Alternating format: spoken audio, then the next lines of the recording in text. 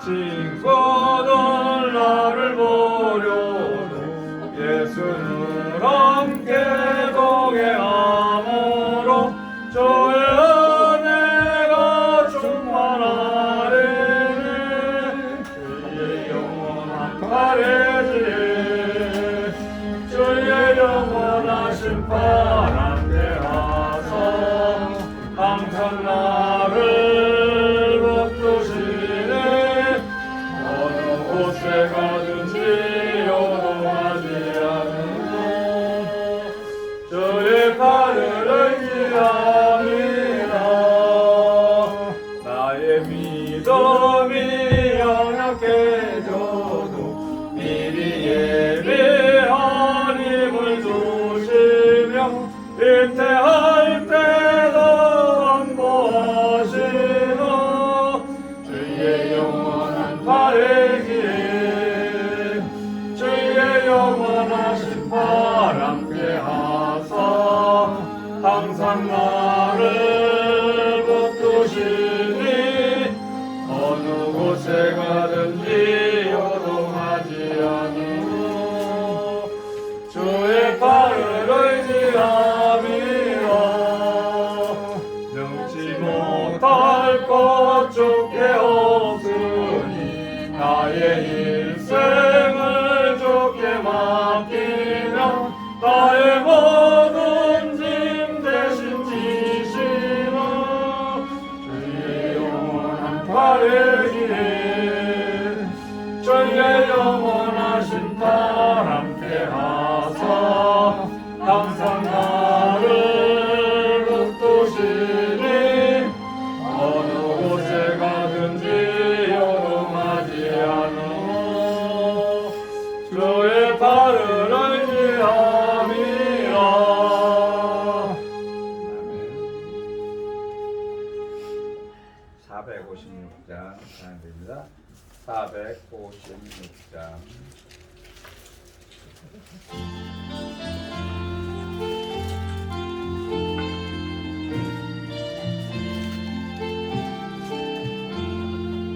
주와 같이 길 가는 곳 즐거운 일 아닌가.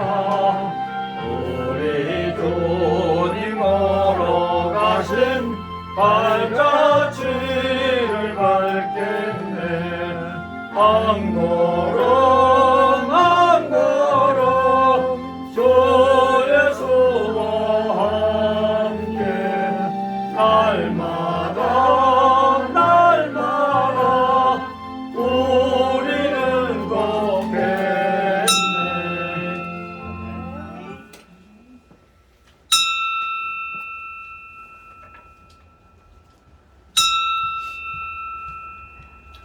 다같이 묵상 기도 드리심으로 진로 예배 하나님 앞에 올립니다. 다같이 묵도 드립니다.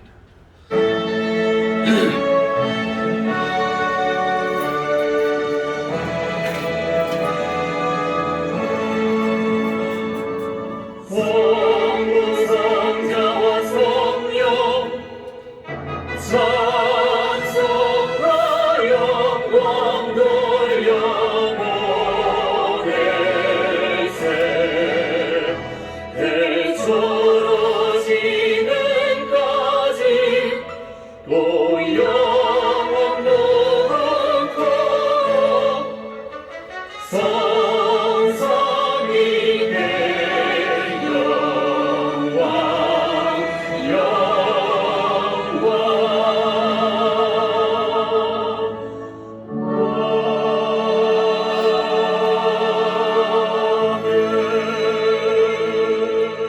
나의 평생에 선하심과 인자하심이 정녕 나를 따르리니 내가 여호와의 집에 영원히 거하리로다. 아멘. 다같이 사도신경으로 신앙 고백드립니다.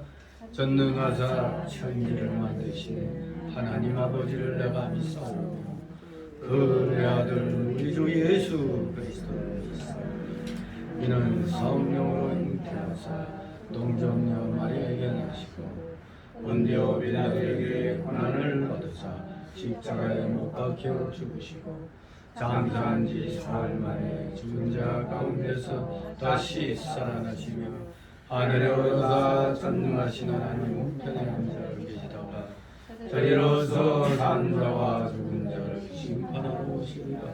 성령을 믿사오며 거룩한 공예와 성도가 서로 교통하는 것과 죄를 사하여 주시는 것과 몸이 다시 사는 것과 영원히 사는 것을 믿사옵나이다. 아멘. 같이 찬송가 277장 277장 부르신 후 이 시간을 위해 김그란 지사님이 기도 인도하십니다. 277장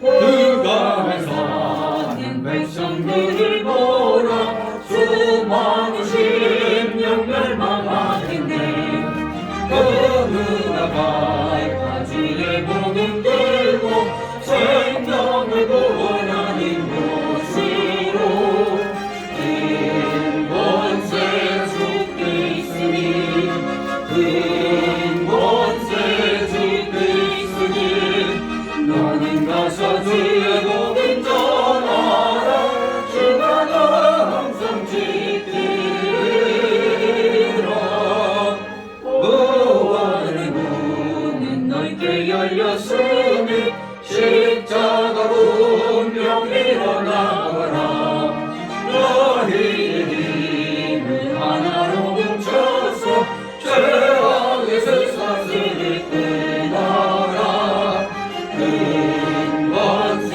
주께 있으니 큰 권세 주께 있으니 너는 가서 주의 복음 전하라 주가 나 항상 지키리라 왜 너는 멸망길을 가려느냐 주 음성 듣고 응답하여라 널 구원하여 예수 죽었으니 생명의 이 복음을 전하라 큰 권세 주께 있으니 큰 권세 주께 있으니 너는 가서 주의 복음 전하라 주가 나 항상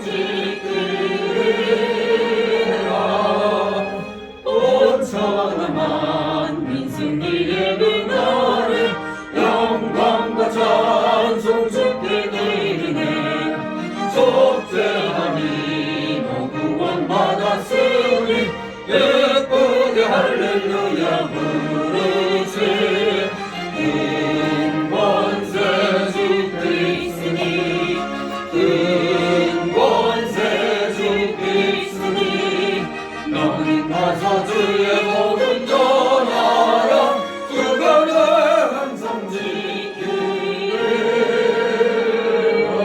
지키리라 아멘. 기도드립니다.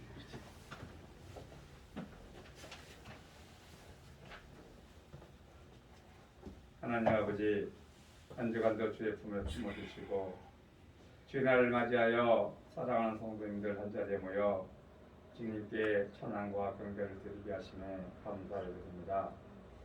옛사람의 속성에 하여 우리는 항상 시기와 분념 속에 살았습니다. 주님 희귀하오니 용서하여 주시옵시고 성원교회를 기억하시고 성령 충만한 교회 은혜와 사랑이 넘치는 교회 협력하여 손을 이루는 교회가 되게 하시고 말씀이 살아 역사하는 교회가 되게 하여 주시옵시고 많은 성도님을 보내주시어 부흥하는 성교회가 되게 하여 주시옵소서. 하나님 아버지 감사를 드립니다. 내가 너희와 함께 하시라는 하신 말씀처럼 제20대 총선에서 우리 자유대한민국 국민이 악의 소굴에서 구원하심에 감사를 드립니다. 진정으로 주님을 위하고 나라를 위하고 백성을 위해 바른 정치를 해나갈 수 있도록 지혜와 총명과 명철을 더하여 주시옵소서. 하나님 아버지 감사를 드립니다. 오전에 여후에는 이사야 1장 18절로 20절 말씀인 오라 우리가 서로 변론하자 라는 제목으로 은혜를 받고자 하오니 지금 성령님께서 임하여 주셔서 깨닫게 하는 깨닫는 영을 주셔서 깨닫게 하여 주시옵소서. 단위에 세우신 주의 종을 기억하시고 항상 건강에 일장도록 주님 허락하여 주시옵시고 영적으로 크게 쓰임받을 수 있도록 주님 은혜 내려 주시옵소서. 말씀 전하실 때에 인간적인 면은 뒤로 가려 주시옵시고 진리의 말씀만을 선포하게 하여 주시옵소서. 이 모든 말씀 우리 주 예수님 감사하며 기도드리옵나이다. 아멘. 감사드립니다. 이 시간 함께 은혜 나눌 말씀 봅니다. 구약성 이사야 1장 18절에서 20절까지의 말씀을 보도록 합니다. 페이지 수로 967, 968쪽 보시면 되겠습니다. 이사야 1장 18절에서 20절 우리 교대로 있습니다. 1장 18절 20절 여호와께서 말씀하시되 오라 우리가 서로 변론하자. 너희 죄가 주홍 같을지라도 눈과 같이 희어질 것이요 진홍같이 붉을지라도 양털같이 되리라. 저희가 즐겨 순종하며 땅의 이름은 소산을 먹으시오. 다 같이 너희가 거절하여 배반하며 칼에 삼키우리라. 여호와의 입의 말씀이니라. 아멘. 모처럼 또 이사야서 대선지서를 이렇게 보게 되는데 이사야 선지자 남북왕국으로 이렇게 갈라져 있을 때 이사야 선지자가 이제 유다와 예루살렘에 대해서 본 그 이상을 이제 기록한 것이라고 그랬는데 기울어져가는 그 유다 왕국의 장래를 바라보면서 유대 백성의 경성과 회개를 촉구하기 위해 구원이란 바로 하나님의 은혜로 말미암는다는 그 진리를 가르치려는 의도에서 이 이사야서가 기록이 되었습니다. 아무튼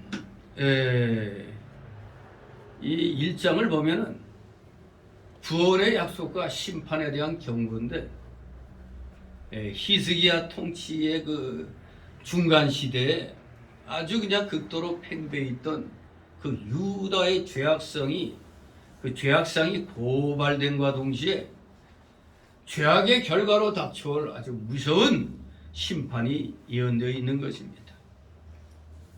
이미 북왕국 북이스라엘은 아수르에 의해서 BC 722년경에 멸망당했죠. 그리고 유다도 지금 아수르의 침략을 받아 많은 사람들이 포로로 잡혀갔고 이 당시 예루살렘 상황은 외로운 섬 하나처럼 고도처럼 남아 있었던 겁니다. 예루살렘만이 떨러 다 포위되고 함락당하고 이러한 역사적 상황 속에서 이사야는 남유다에 대한 하나님의 책망과 구원의 메시지를 동시에 선포를 하고 있는 겁니다.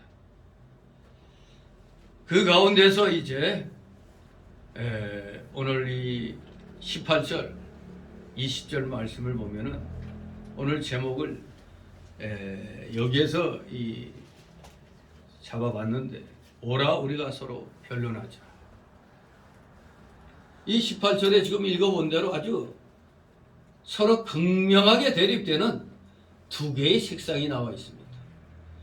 성경에서 주로 나타나는 색은 그 피와 죄악의 색깔인 주홍 그리고 순결의 상징인 백색. 순결하면 백색. 피와 죄악 하면은 주홍, 붉은 그렇게 이제 주로 나타내고 있죠. 그런데 여기 오라 우리가 서로 변론하자 그랬는데 이 변론에 해당하는 히브리어는 사실 공식적인 법정적인 용어입니다. 여기 이 변론이라고 번역한 이 말은 공식적인 법정에서 사용하는 용어입니다. 그래서 논쟁을 통해서 어떤 사건의 판결을 결정하는 것을 의미하는 야카라는 단어를 쓰고 있습니다. 논쟁을 통해서 어떤 사건의 판결을 결정하는 것을 의미한다. 그런 의미에서 이 야카라는 공식적인 법정적인 용어를 쓰고 있습니다. 바로 이 주님의 부르심, 오라 우리가 서로 변론하자. 이 부름은 우리에게 두 가지 의미로 큰 감동을 줍니다. 첫째는 하나님은 무조건 믿사오니 하는 맹신이 아니라 진리에 입각한 충성을 원하신다는 사실. 두 번째로는 그 변론의 목적은 하나님께서는 무슨 피고를 멸망시키기보다는 오히려 이 피고의 상태를 빨간 상태에서 백색 상태로 옮기기 위한 것이었습니다. 한마디로 이 부름은 하나님의 정의와 사랑을 동시에 보여주고 있는 겁니다. 자, 그러면 죄가 무엇인가를 우리가 분명히 알아야죠. 죄, 요한일서 3장 4절에는 죄는 분명히 불법이라고 그랬어요.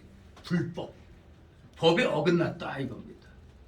또 야고보서 4장 17절 보면 선을 행치 아니합니다. 선을 행치 아니합니다.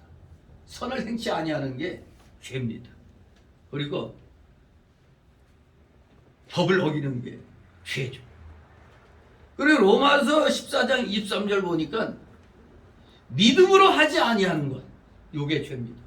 믿음으로 하지 아니하는 것 다 죄라 이겁니다.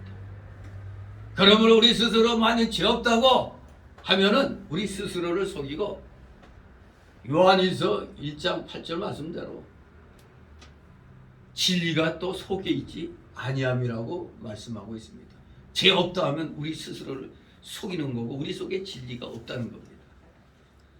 그렇습니다. 사랑의 하나님께서는 죄인들을 죄대로 벌하지 아니하시고 지금 여기에서 부르시는 것처럼 오라 우리가 서로 변론하자고 하십니다. 그 하나님이 뭐 답답하시다고 상대가 안 되잖아요.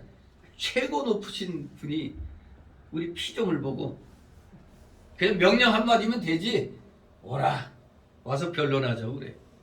뭐 이런 하나님이 있으셔. 그래. 엄청난 사랑이라 할 수 있습니다.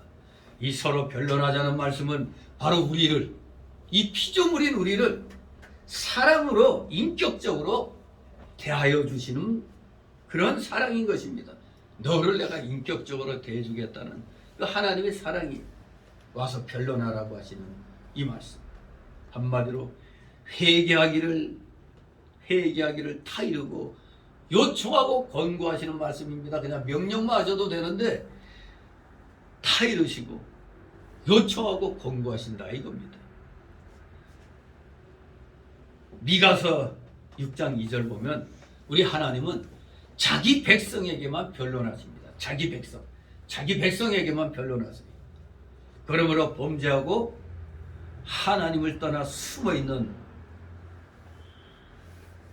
아담을 보고 창세기 3장 8절 9절에 아담이 어디 있는지 몰라서 아담아 네가 어디 있느냐 부르신 게 아니죠. 아담이 아무리 숨어 있어도 마치 꽁대가리 같죠.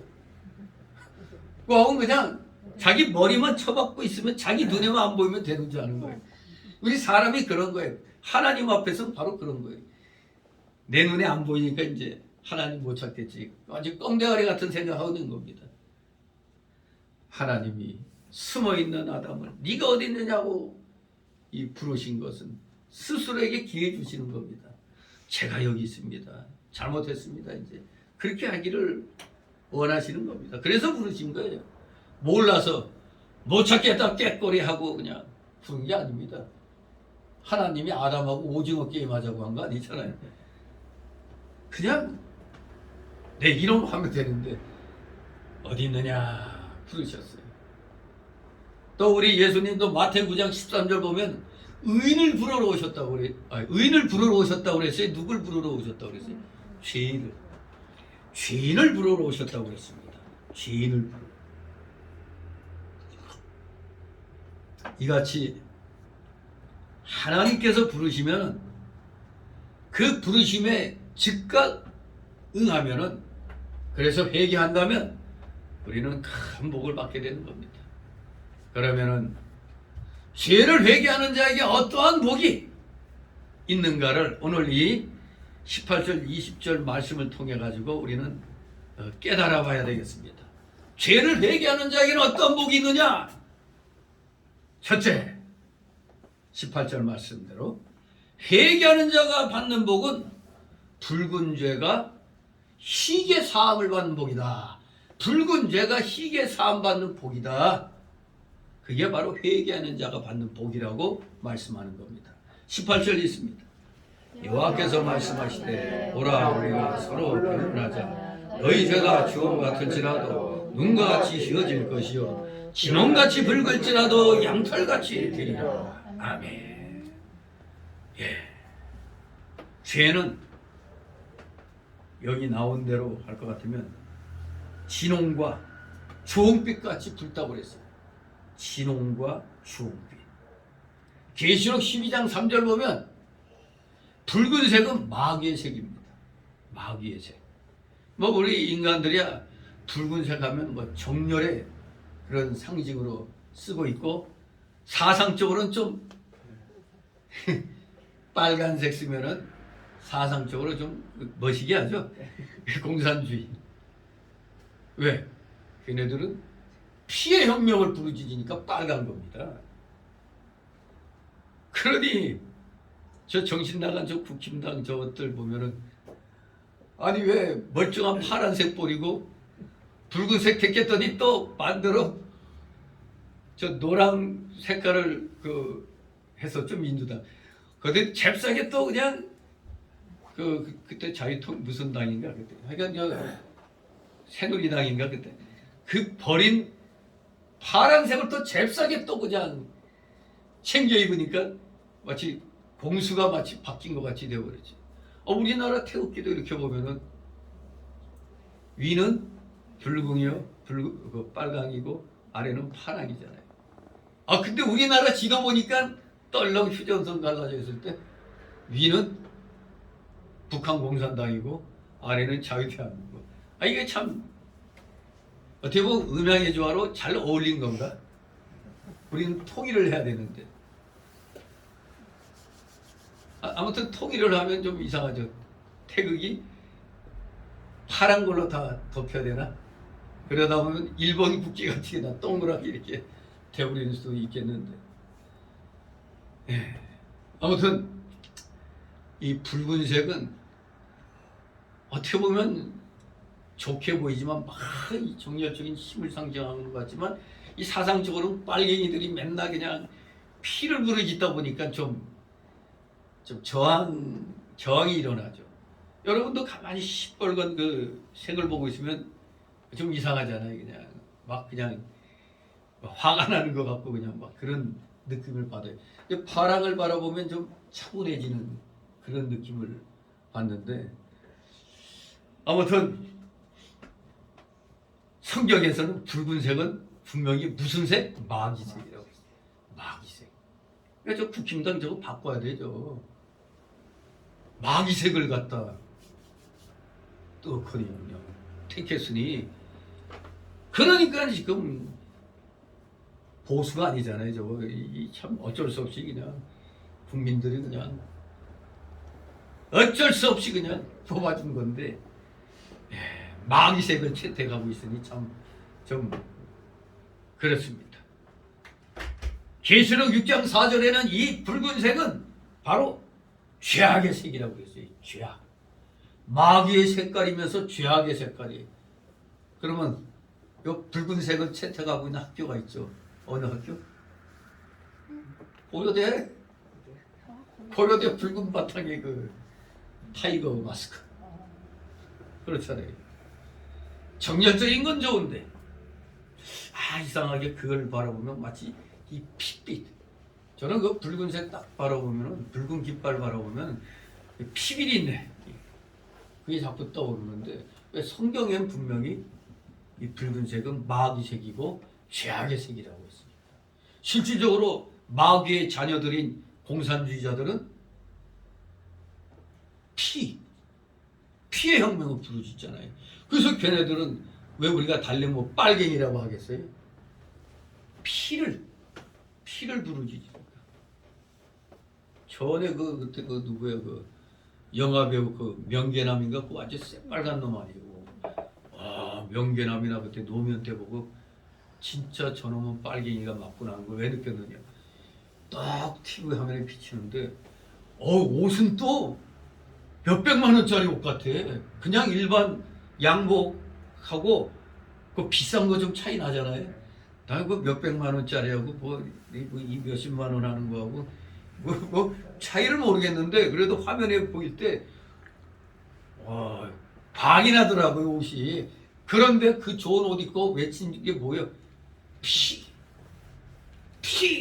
이러는데 아니 자유 대한민국에서 무슨 피요 피가 피 하는데 저놈 저거 완전 빨갱이구나. 그때 그냥 느낌이 그냥 팍 강력하게 오더라고. 아닌 게 아니라 그놈 하는 짓 거 보니까 완전 빨갱이 짓 하더라고요. 그렇습니다. 붉은색 성경적으로 볼 땐 분명히 이거는 마귀의 색입니다. 그리고 죄악의 색입니다. 그러면서 또 우리 민족은 옛날부터 무슨 민족? 백의 민족, 백의 민족. 그래가지고 흰색. 우리 민족 그 상징하는 뭐 한복 같은 거 흰색이잖아요, 거의 다. 바로 흰색은 시편 51장 7절에 보면은 성결의 색으로 나와 있어요. 성결. 그리고 순수하다. 성결입니다. 근데 사실 여러분도 어디 나가서 우리 민족 역사를 얘기할 때 우리 민족은 다른 나라를 침략한 일이 없다 이런 말하면 안 돼요. 그러면은 어떤 역사가 일어나느냐? 중국 놈들 하는 말이 맞아. 뭐냐? 고구려하고 발해는 자기네 속국이었다 이거예요. 자기네 나라였다 이거예요. 왜? 고구려 발해는 사방 만주까지 그냥 저기 저 몽고 지역까지 그냥 광개토대왕 때 그냥 돌거리죠 그때는. 거기까지 다 그냥 차지했잖아요.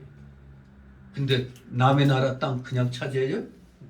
공격 앞으로 해야지. 돌격 앞으로 해갖고 뺏는 거 아니에요. 그런데 뭐 맨날 뭐 우리나라는 침략을 한 적이 없다고 자랑하고 평화의 민족이다. 국제 정치는 이충근 박사가 항상 그걸 강조하는데 국제 정치는 정글이라고 그래요. 정글. 착한 놈에게 상 주는 게 아니라 이겁니다. 국제 정치는 착한 놈에게 상 주는 게 아니에요. 국제 정치는 힘으로 이기는 게 국제 정치입니다. 그런데 맨날 뭐 평화 힘없는 평화는 가짜잖아요. 거짓. 힘없는 평화가 뭔 놈의 평화예요 이게. 근데 어쨌거나 좀 요새 좀 기분 좋은 소식이 북한에서 며칠 전에 그 미사일 쐈잖아요. 그게 그냥 뿅 가다가 20km 지점에서 빵 터져가지고 뭐 평양인가 뭐 이런 데 왕창 떨어졌다고 그러는데, 근데 여기에 놀라운 또 그런 그런 얘기가 들려요. 왜? 저것이 과연 이때까지 쫙 잘 쏘아 올렸는데 저기 갑자기 왜 폭발했을까? 뭐 무슨 기체 결함인가? 그런 말도 있지만 미국에서 소위 말하는 그 뭐 EMP탄이라고 그러나 뭔가 하여간 뭐 어떤 뭐 그걸로 이제 전파로 방해하는 거, 우주에서 뭐 이런 거. 미국에서 그런 전파 방해를 해서 사전에 터지게 했다. 뭐 그런 말도 들리더라고요.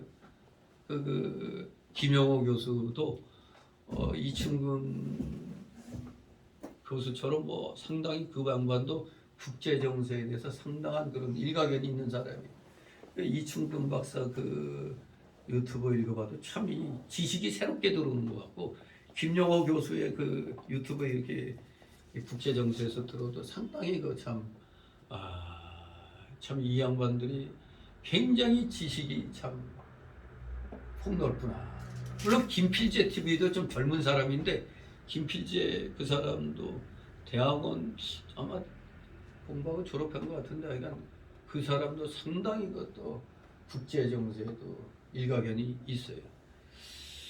아무튼 이렇게 국제 정치에서는 무슨 힘없는 평화 주장해봐야 상 안 줍니다. 도리어 잘못하면 꿀밤 떠들고 맞아요. 그냥 꿀밤 맞아요. 그냥 잘못하면. 국제 정치에서는 나 착하죠 하면은 그 바보 멍청이에요. 국제 정치는 힘이 바탕으로 하는 겁니다. 어쨌거나 우리 민족은 맨날 평화로운 민족이다 하면서 백의의 민족, 흰옷을 즐겨 입는 민족이라는 의미잖아요. 뭐 하여간 뜻은 좋아요. 성결의 색이다. 평화를 좋아한다. 근데 성경도 분명히 흰색은 성결, 순수, 평화, 그걸 상징하는 겁니다. 로마서 6장 23절 보면은 죄의 사함을 받지 못하면 사망이라고 그랬어요. 그렇기 때문에 우리들은 시편 32장 1절 말씀, 허물의 사함을 받고 그 죄의 가림을 받은 자가 복이 있다고 하신 이 말씀, 이 말씀대로 우리는 허물의 사함을 받고 주님의 십자가 은혜로 말미암아 우리는 죄의 가림을 받은 겁니다. 사함 받고 죄의 가림을 받았어요. 여러분들은 다 복 있는 자의 그 대열에 지금 들어와 있는 겁니다. 자, 그러면 구체적으로 우리가 알고는 있지만 또 성경적으로 다시 한번 정리를 해본다면, 죄를 사하시는 방법이 무엇인가? 간단합니다. 첫째, 예수님의 피로 씻는 겁니다. 예수님의 피로 씻는 것. 피 흘림이 없으면 사함이 없다고 그랬어요. 피 흘림이 없으면. 구약시대엔 양이나 소를 잡아 그 피로 제사를 드린 것은 뭐를 예표한 거예요? 예수 그리스도의 피. 그리스도의 피를 예표한 게 바로 이 짐승 제사였습니다. 히브리서 9장 14절 말씀대로 그리스도는 우리의 죄를 사하여 주시려고 무죄한 피를 단번에 흘리셨어요. 단번에 다 흘려 드린 겁니다. 그래서 스가랴 13장 1절 말씀대로 그 피는 죄와 더러움을 씻는 셈이 되었던 겁니다. 그러면 우리가 어떠한 큰 죄를 지었다고 할지라도 그 피를 믿고 회개하면 다 사함을 받습니다. 여러분, 저희 잘 알고 있는 대로 옛날에 그 살인마 김대두 여러 사람 죽였죠. 자, 일반 사람의 그 관점에선 여러 사람 죽인 김대두 이거 지옥 가야 돼요? 천국 가야 돼요? 이거 무조건 지옥 가야 정당한 거죠. 그런데 그 김대두가 사형당하기 전에 예수님 믿었어요. 천국 갈까요? 지옥 갈까요? 예. 부인하고 싶어도 예수 믿으면 천국 가는 겁니다. 예수 믿고 회개하면 다 죄사함 받는다고 그랬기 때문에 이 인간 세상에선 죄 지은 대가로 사형받아요. 죽입니다. 그러나 그 영은 죽기 직전에 예수님 믿었기 때문에, 회개했기 때문에 죄 사함을 받고 천국 시민이 된 겁니다. 그런데 우리 매번 예배 드릴 때마다 사도신경 할 때 오늘날까지 빛나는 이름이 있죠. 사도신경에 예수님을 죽는 데 내어준 빌라도. 이름도 잘 지어야 돼. 이 빌라도는 빌어도 용서 못 받는 거야.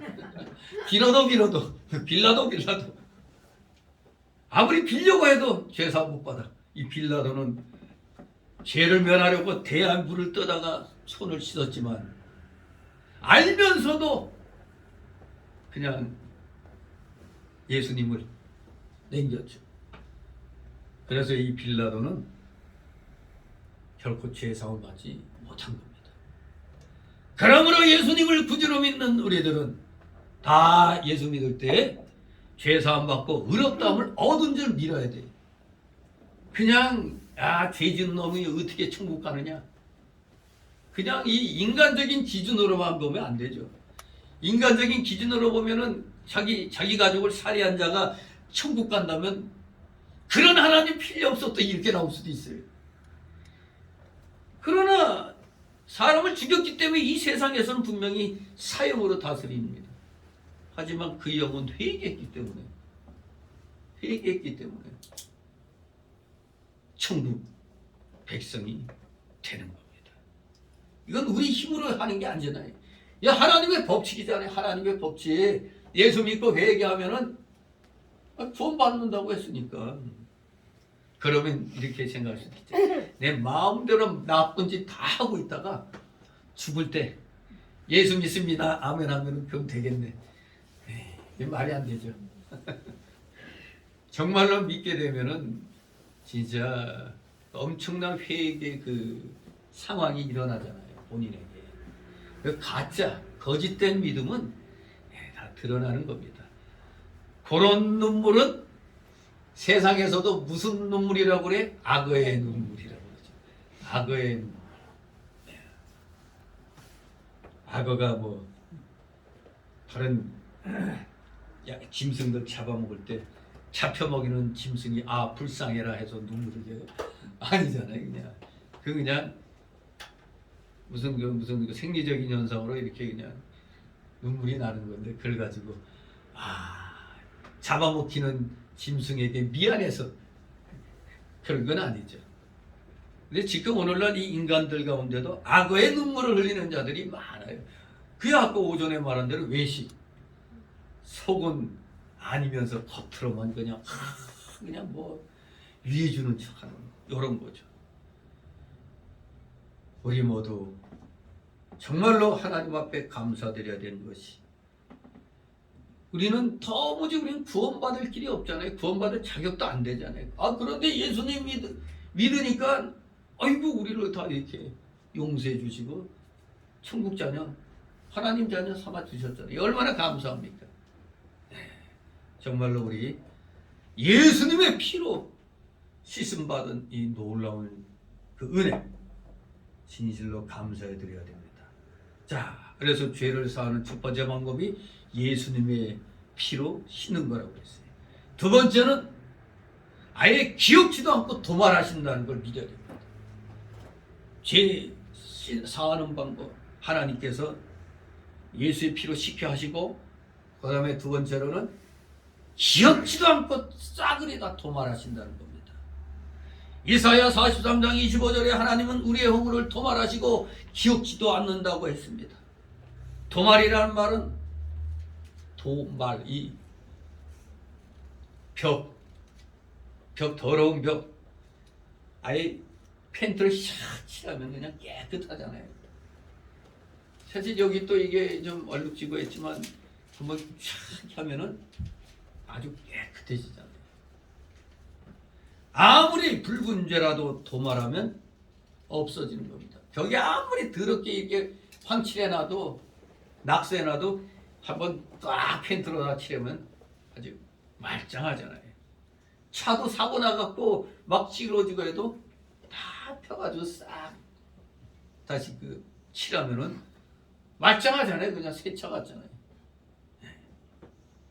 진실로 아무리 붉은 죄라도 도말하면 없어지고 보이지 아니함같이 우리 하나님이 바로 우리의 죄를 이렇게 도말해 버리신다 이겁니다. 기억지도 않으신다 이겁니다.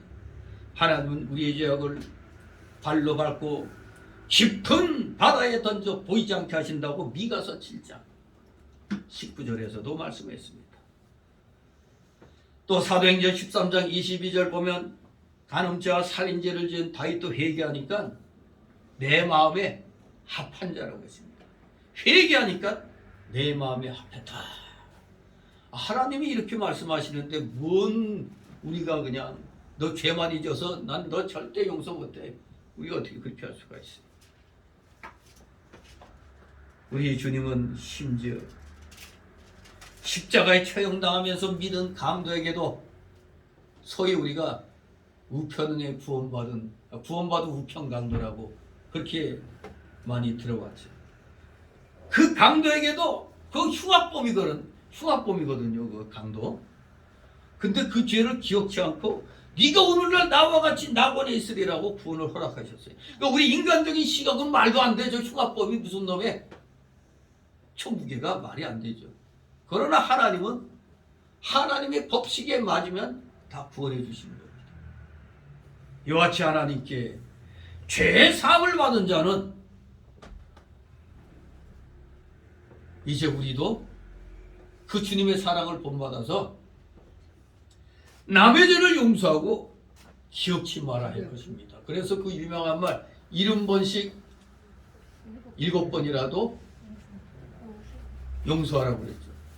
그러니까 우리가 뭐 용서할 때는 조건이 있죠. 앞에 건 아닌 거 보고 무조건 용서하라고 그게 아니죠. 일단 그 사람이 어떤 일을 하고 이거 잘못했습니다. 용서해 주세요 하면은 용서해 주는데 우리 일반적으로 3-4번을 좋아해서 우리들도 내 3번까지만은 용서해 줘도 그 이상 안 돼. 하지만 성경에는 70번씩 7번이라도 상대방이 죄송합니다. 용서해 주세요 하면은 용서해 주라는 겁니다. 반드시 본인이 잘못했다는 걸 신해야 되는 거예요. 신하지 않으면 용서 없습니다. 근데 이 정신나간 목사들 저 빨갱이들한테 김일성을 위해서 기도합시다. 그건 한마디로 마귀를 놓고 마귀가 회개하도록 기도합시다. 마귀가 회개할 거야 안 할 거야? 마귀는 회개 안 합니다. 자기 길을 알기 때문에 회개 안 해요. 근데 이 빨갱이들은 물론 그 중에서도 골수를 말하죠. 일반 그 치하에 사는 사람들은 그게 그런 줄 알고 있다가 또 좌우 대한민국에 와서 예수님 믿고 그렇게 사는 사람들이 있죠. 그리고 우리나라에 김일성 때인가 김정일 때인가 15만 명의 간첩을 교육시켜서 내려보낸 사람이 어제 그 광화문 그 동아변세장 집회 그 김뭐라는 양반인데 손상대 씨가 소개해가지고 이제 나와서 이제 이 대한민국에 간첩 많습니까? 그러니까 많다고. 자기가 교육시켜서 내려보낸 자들이 15만 명까지 된다. 그게 다 어디 있습니까? 여소에 다 그냥 다 박혀 있다. 그러면서 옛날에는 박정희 시대는 모두 간첩들이 그냥 걸릴까봐 숨어서 이렇게 지내고 그랬는데 지금 간첩들은 두 다리 쫙 피고 그냥 탱자탱자 하면서 간첩 활동한다는 거예요. 왜? 청와대가 빨갱이니까. 여러분 그 전 목사가 문재인 간첩이다 해가지고 저놈들이 소송했잖아요. 명예훼손. 근데 1심에서도 무죄, 2심에서도 무죄. 엊그제 그 3심 대법원에서도 무죄로 판결 났잖아요. 그때 간첩인 증거가 있습니까? 그러니까 있습니다. 그래서 모두 깜짝 무슨 증거 했더니 그 노보다리에서 그 몰래 그 USB 준 거. 그게 당당한 내용이라면 이것은 뭐뭐한 내용이라 이렇게 국민들에게 얘기하면 의심 안 하잖아요. 근데 시침이 툭 떼잖아요. 그냥 뭐라는 거기에 무슨 내용이 실렸는지 얘기도 안 하잖아요. 노무현 때는 아예 김정일이한테 아예 대놓고 노무현이가 이 서류 쫙 서류를 해줬나? 거기도 그 담아서 줬겠죠. 위원장께서 심심하실 때 보라고요. 우리 국가 기밀을. 그러니까 뭘 준 거, 국민들 몰래 준 거, 그게 간첩이라는 거죠. 아니, 간첩보다 더하면 더했지, 그거는. 그러니까 이제 좀 정권이 바뀐 실감이 나는 건지 대법원에서도 무죄. 그게 된 거예요. 그런데 우리 일반 국민들이 저놈들은 빨갱이다. 왜 빨갱이 같은 짓 하니까 명예훼손이 안 되는 거예요. 왜냐면 그 평창 동계올림픽에서 대놓고 말이에요. 그냥 빨갱이 괴수인 그 누구의 신연복이를 갖다 신윤복인가? 신윤복인가? 연복인가? 신윤복? 그걸 갖다 뭐 존경한다고 빨갱이 괴수. 그리고 윤희상. 윤희상이 빨갱이 아니에요, 그놈이. 근데 그 윤희상이 그 묘소에 뭐 해주고 또 어느 틈인가 우리 어제 남해 어디에 윤희상이 그것도 기념목이가 해. 빨갱이를 추앙하는 자는 이건 애들도 알겠네. 요새 애들도 저 뭔가 이 개 XX라고도 대놓고 다 얘기해. 애들까지도. 완전히 이건 국가를 망치고 있다는 건 이제 다 알잖아요. 그런데도 저것이 뭐 잘한다고? 참 정신 나간 인간들이죠. 아니 물론 지금 말씀드린 대로 저자가 국민이여 용서해 주옵소서 잘못했습니다 하면 어떻게 해야 된다고? 용서해야죠. 근데 지금까지 잘못했다고 한 적 있어요, 없어요? 없잖아요. 이거 내로남불 이런 사사성어가 없었잖아요. 내로남불이 맨 처음에 얘기할 때 그런 한자어가 있었나 그랬는데 알고 봤더니 내로남불이 뭐요? 내가 하면 오면쓰고 남이 하면 불륜이라는 거 아니에요. 이게. 이런 용어가 이놈들 때문에 생겨난 거 아니에요. 그냥. 아무리 그런 짓을 했어도 오늘 말씀대로 용서해 주옵소서. 잘못했습니다 하면은 우리 기독교인은 또 속을 줄 알면서도 잘못했습니다 하니까 그래서 잘못한 걸 안 해. 용서해 줄 수는 있어요. 근데 잘못했단 말 한 번 한 적이 없으니까 그걸 어떻게 해. 용서할 수가 없는 거예요. 우리 모두 기독교인으로서의 기본 자세는 주님이 우리 죄를 기억지 않고 도말하시는 것처럼 만일 자신의 잘못을 시인하고 용서를 진짜 빈다면 우리는 충분히 용서해 줄 수가 있어요. 그리고 우리 인간은 망각의 동물이라 또 지나가면 또 잘못을 하게 돼. 그러면 또 잘못했습니다 하면 또 용서해 줄 수 있는 거예요. 진실로 우리 기독교인은 이렇게 세상 사람들과는 달라요. 딱 3번까지만 내 용서했어. 그 이상은 절대 안 해. 인간적인 생각이고 성경은 분명히 이런 것이 7번이라도 용서를 빌면 용서하는 것이 성경적인 겁니다. 자, 이렇게 주님께서 죄를 사해 주시는 방법을 이렇게 크게 2가지로 말씀하고 있는 겁니다. 예수님의 피로 씻는 것이다. 그리고 기억지도 않고 완전히 맑게 도말하신다는 겁니다. 자, 그래서 이제 19절에 보면은 18절에는 회개하는 자가 받는 복은 뭐라고요? 붉은 죄가 희게 사함받는 복이라고 그랬어요. 2번째, 회개하는 자가 받는 복은 19절의 말씀대로 아름다운 소산을 먹는 복입니다. 19절 같이 있습니다. 너희가 즐겨 순종하면 땅의 아름다운 소산을 먹을 것이요. 아멘. 진실로 주님께서 회개하라는 이 말씀에 우리가 순종만 하면 좋은 결과를 얻게 되는 겁니다. 여기 아름다운 소산을 먹을 수 있는 것은 바로 진정한 회개가 있어야 되는 거예요. 근데 진정한 회개는 그냥 있는 게 아니죠. 진정한 회개는 3요소가 있어요. 3요소. 진정한 회개는. 즉, 첫째, 죄인 줄 아는 지식적인 요소. 죄라는 것을 아는 것, 이성적으로 아는 것, 지식적인 그 요소. 2번째로는 원통이 여기는 감정적인 요소. 감정적인 요소. 정이죠. 그 다음에는 3번째로는 하나님께 돌아가는 의식적 요소. 지정의. 바로 이 3요소가 있어야 진정한 회개라고 할 수가 있습니다. 내가 죄인 줄 아는 것. 내가 한 적이 죄인이라는 걸 아는 것. 그리고 그 죄 지은 것에 대해서 원통이 여기는 마음. 그래서 하나님께로 돌아가는 그 의식적인 요소. 이 3요소가 있어야 진정한 회개가 되는 겁니다. 가룟 유다는 예수님을 팔아넘긴 후에 죄인 줄 알고 가책을 받아 자살까지는 했으나 이 벌써 자살한 건 잘못이죠.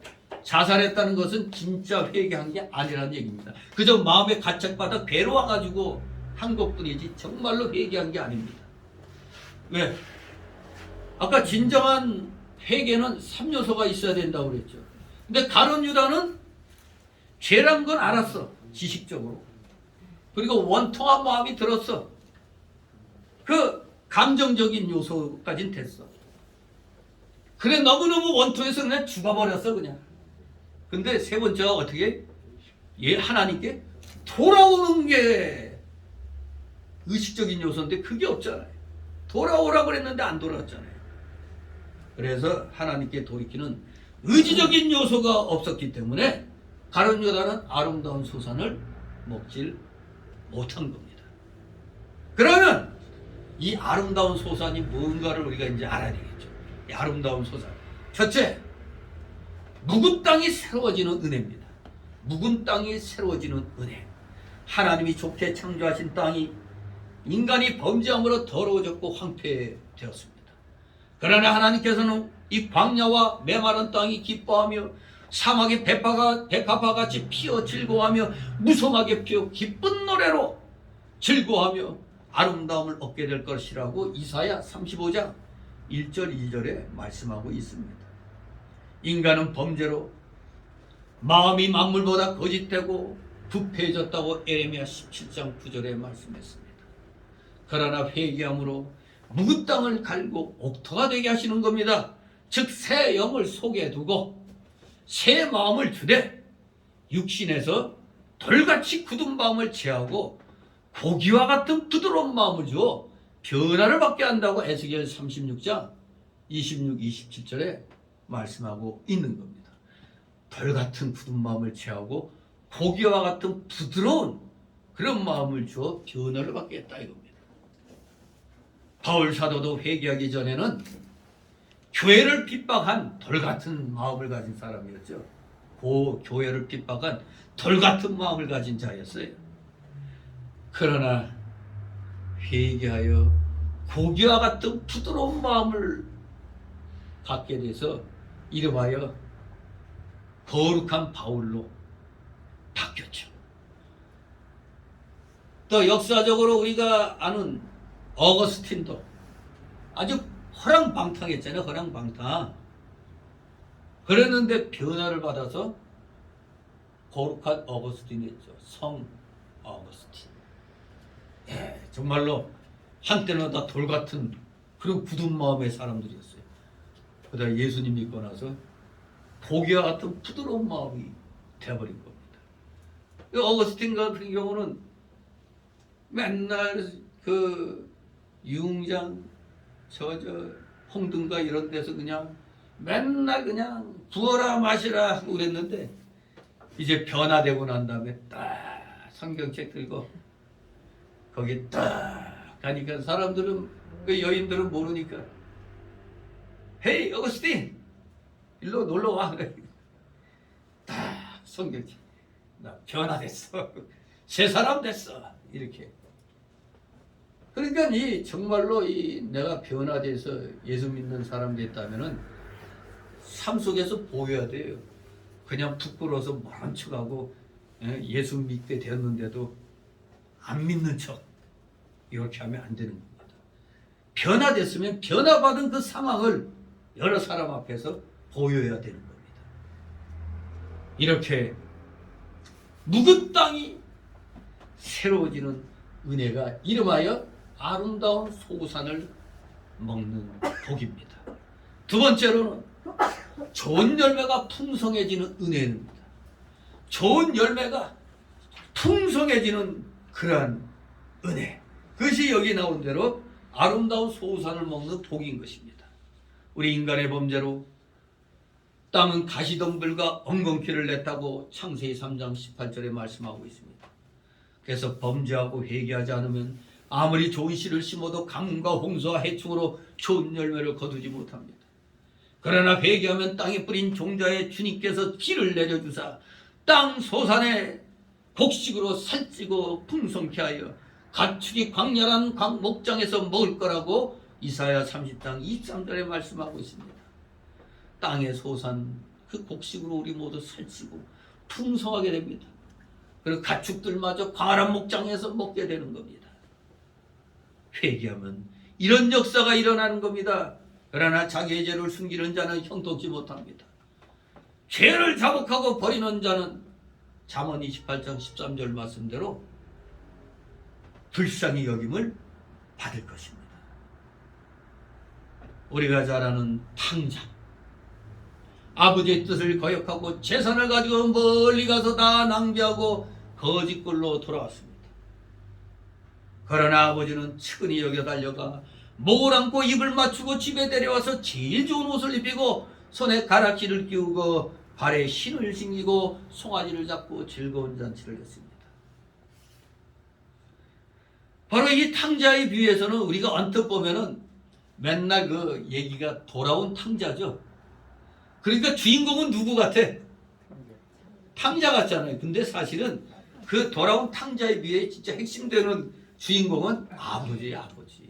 이제 하나님이에요. 하나님이 우리가 아무리 죄짓고 방황하다가도 회개하고 돌아오면 아버지께서 그렇게 기뻐하신다는 겁니다. 우리가 아무리 죄를 지었어도 회개하고 오면 아버지의 마음이 돌아온 탕자의 아주 핵심인 것입니다. 또 욥도 동방의 갑부로 의인으로 불렸지만 마귀에게 하나님이 붙였죠. 그 믿음을 마귀가 시험해 보겠다 해서 결국에는 모든 재산 다 날리고 아들 딸까지 다 그냥 대풍에 그냥 무너져 죽죠. 그까진 좋았어. 근데 본인 스스로도 발끝에서 머리끝까지 악창이 났다고 했죠. 눈에 선하지 않습니까? 온몸이 그냥 막 가렵고 막 긁어서 피 닦지 않고 보름이 막 나니 오죽하면 그 재 가운데 들어가서 그냥 재를 갖다 이렇게 묻히면은 덜 가렵거든. 그러니 그 모습 보고 그 마누라는 뭐라고 그래요? 지금 마누라까지 욕을 버렸어.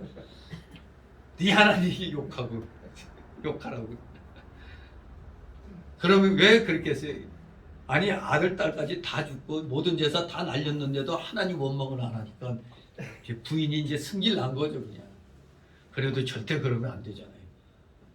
아무튼 그래서 이제 욥의 이 상황을 듣고 멀리 떨어지는 소위 이제 지식적으로 그리고 또 좀 이 교제를 나누던 그 세 친구가 찾아와갖고 처음에는 욥을 위로해 준답시고 처음에는 막 너무 몰골이 기가 막히가 말 못하고 있다가 이제 일주일 만에 이제 말을 하게 되는데 근데 위로하러 왔다가 아니 도리어 와서 욥을 정죄하고 있잖아. 너 한마디로 이거죠. 너 평소에 그렇게 잘난 체 하더니 너 뭔가 죄진 거 있어. 이실 짓고 해. 아 이런 식으로 제 친구가 돌아가면서 몰아가니까 나중에 욥도 사람인지라 막 승질 냈잖아요. 나 의로와 막 그랬더니 이제 하나님이 간섭하셔가지고 욥을 좀 책망을 하시죠. 그러다 욥이 깨닫고 회개함으로 도리어 이 망하기 전에 갖고 있었던 재산과 자녀 이 복을 도리어 더 갑절로 복을 받았잖아요. 갑절의 복을 받았잖아요. 재산 같은 거. 바로 이런 게 회개하고 받는 아름다운 소산을 먹는 복이 되는 겁니다. 정말로 이렇게 회개를 하니까 너무나 좋은 일이 이렇게 많이 생기는 겁니다. 붉은 죄도 희게 되고 그리고 또 아름다운 소산을 먹으면서 나의 돌같은 굳은 마음이 고기같이 부드러운 마음으로 변하고 좋은 열매가 더 풍성해지는 그런 은혜, 즉 아름다운 소산을 먹는 복까지 받게 되니 이 회개한다는 것이 이렇게 좋은 것입니다. 자, 그리고 마지막 세 번째로 20절 있습니다. 너희가 거절하여 배반하면 칼에 삼키우리라. 여호와의 내 말씀이니라. 아멘. 예. 세 번째로 회개하는 자가 받는 복이 뭐라고요? 칼에 삼키우지 아니하는 복이다. 칼에 삼키우지 아니하는 복을 받는다 이겁니다. 그런데 만약에 분명히 여기서는 회개하면 칼에 삼키우지 아니한다고 그랬는데 그럼 회개하지 않으면 어떻게 된다는 거예요? 죄가 찾아낼 거라고 민수기 32장 23절에 말씀했습니다. 회개하지 않으면 죄가 찾아낼 것이래. 죄가 죄 지은 걸 찾아낸다는 겁니다. 이를 비유로 누가복음 13장 5절 9절에 그런 비유가 있죠. 한 사람이 포도원에 무화과를 심고 3년 동안 무화과 나무가 열매 몇 개를 구했어요. 그러나 얻지 못해갖고 찍어버리려고 하다가 과수원직의 요청대로 1년을 더 연장해 줬죠. 그리고 만약 이후에도 열매를 맺지 못하면 찍어버리라고 그렇게 말씀을 했습니다. 이같이 하나님은 오래 참으시다가 끝까지 회개치 아니하면 어떻게 한다고? 칼에 삼키게 되는 겁니다. 도끼로 다 찍어내 버리는 거예요. 그 무화과나무 1년을 더 기간을 줬는데, 그러니까 회개하면은 칼에 삼키우지 아니하게 되나 회개치 아니하면 칼에 삼키움 받는 겁니다. 그러면 칼에 삼키움 받는다는 게 어떤 징계냐 이겁니다. 첫째, 육신은 멸하게 하시는 징계입니다. 칼에 삼키우는 것, 육신을 멸하게 하시는 겁니다. 히브리서 12장 6절 보면 하나님은 사랑하시는 자를 징계하신다고 그랬어요. 그러나 징계를 받고도 회개하지 않으면 그 육은 멸하신다고 고린도전서 5장 5절에 말씀하고 있습니다. 요한복음 6장 63절 말씀대로 하나님이 살리시는 것은 영이요 육은 무익하다고 그랬습니다. 역대하 16장에 보면은 아사왕이 나오죠. 아사왕, 아주 훌륭한 왕이죠. 근데 말년에 하나님만 의지하지 않고 아람왕을 의지하는 잘못을 범했어요. 이때 하나님 그 아사왕의 발에 병이 나 계십니다. 발병 났어요. 이 당시에 우리나라가 아리랑 노래가 있었나? 멀리 못 가서 발병 나네 했는데 이 아사왕이 그냥 발병이 나버렸어. 그런데 문제는 발병이 났으면 누구한테 용서를 구해야 돼? 하나님께 용서를 구하고 낫게 해달라고 해야 되는데, 아이 의사가 있지, 의사 불러와. 그래서 그냥 그 의원들에게 구했기 때문에 역대하 16장 12절 14절 보면 하나님의 징계를 받아 죽었어요. 아니 의사들이 고치지 못하게 발에 발병 났으면 의사가 이렇게 고치면 나올 텐데 왜 죽어? 그건 하나님이 주신 병이기 때문에 그렇죠. 하나님이 내리신 징거이기 때문에 하나님께 의뢰해야만이 고칠 수 있는 건데 원인을 모르는 거죠. 하나님이 병을 나게 했는데 이 의원들이 그냥 인간적으로 눈에 보이는 몸을 아무리 찾아서 하려고 해도 아무 이상이 없는 거예요. 그러니까 못 고치는 거죠. 그래서 하나님을 찾지 아니한 거로 징계받아 죽은 겁니다. 근데 반대로 아주 유명한 또 한 왕이 있죠. 성은 히시오. 이름은 뭐예요? 스가야. 이스기야. 성은 히시오. 이름은 스기야입니다. 히스기야 왕은 죽을 병에 걸렸지만 회개했잖아요. 회개했더니 몇 년을 더 연장받았어? 15년. 15년 생명의 연장을 받았고 삼키는 칼을 면하게 된 겁니다. 이렇게 하나님은 사랑하시는 나를 징계하실 때 회개치 아니하면은 육은 아예 그냥 싹 멸하신다는 사실. 그게 칼에 삼키우는 징계인 것입니다. 그러면서 두 번째로 부수적으로 일어나는 일은 대신 육신은 멸하지만 영은 구원 얻게 하시는 겁니다. 육신은 이제 저놈 저 육신 가지고는 도저히 안 되니까 육신은 걷어가 버리는 거예요. 그러나 영은 구하시는 겁니다. 택함을 받은 백성은 범죄해도 지옥은 가지 않아요. 하지만 부끄러운 구원이죠. 부끄러운 구원. 우리가 예수 믿었는데 예수님께 대하여 우리가 하나님의 일을 이 교회에서 하나님 믿는다고 하면서 하나님의 일을 안 해. 그러면 그건 부끄러운 구원을 받는 겁니다.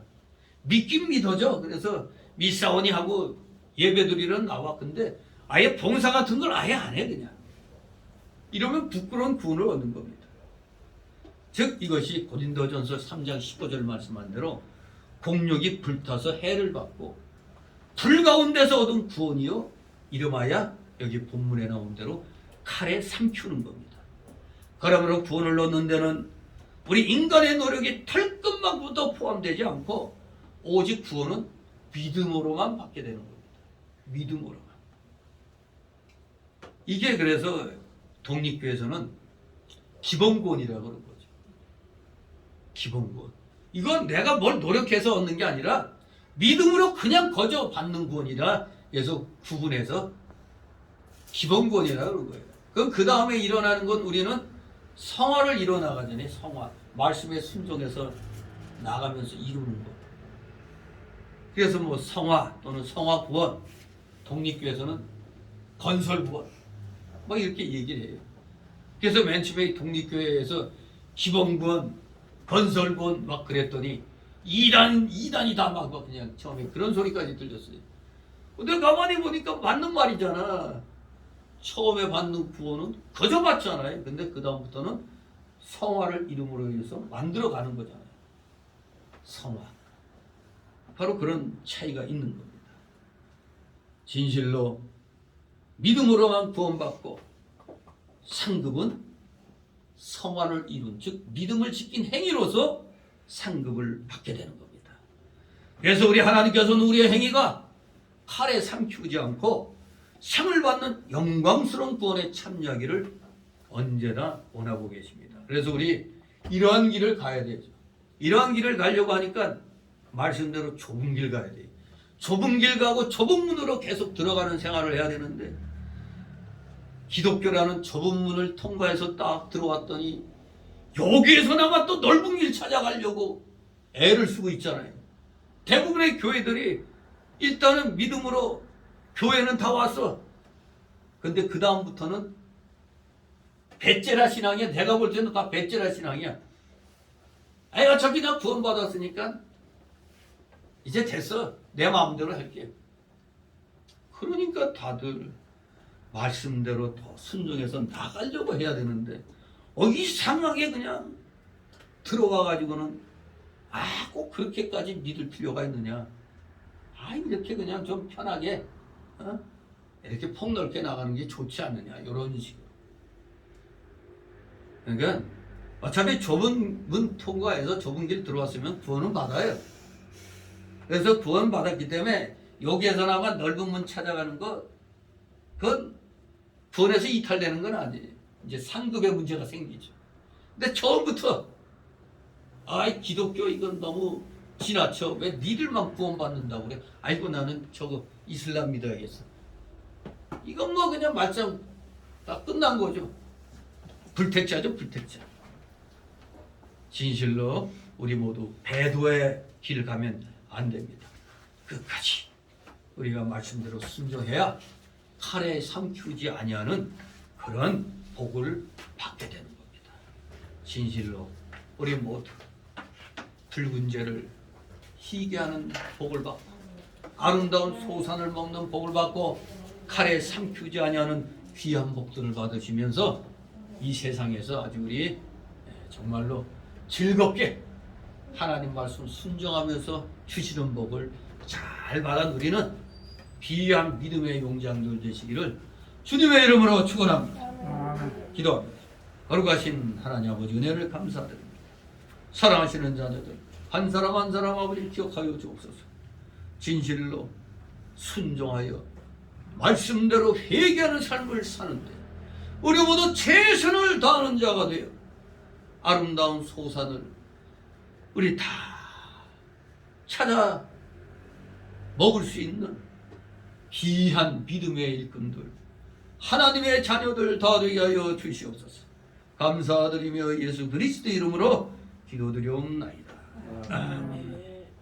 같이 찬송가 412장 412장 찬송입니다.